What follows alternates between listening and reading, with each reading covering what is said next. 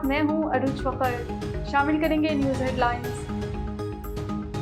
بانی P T I کا military court میں ٹرائل ہوگا یا نہیں، وضاحت طلب۔ اسلام آباد ہائی کورٹ نے درخواست پر رجسٹرار آفس کے اعتراضات دور کر دیے۔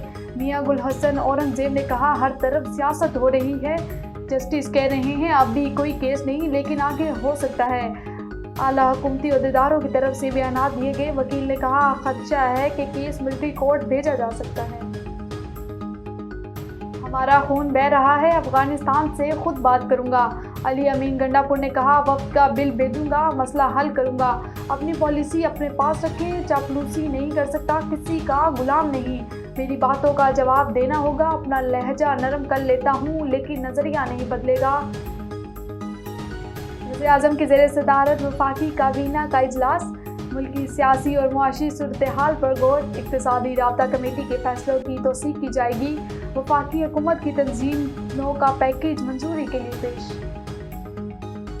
اور معیشت کی بحالی کے لیے انتھک کوشش جاری۔ اسحاق ڈار نے کہا، بلو اکانومی کے فروغ کے لیے اقدامات ضروری ہیں۔ پاکستان عالمی سطح پر اہم کردار ادا کر سکتا ہے۔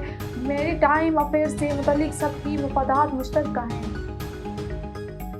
نیوز اسٹوڈیو سے فی الوقت اتنا ہی۔ مزید خبروں اور اپڈیٹس کے لیے دیکھتے رہیے A1 TV۔ A1 TV، سب پہ نظر، اندر کی خبر۔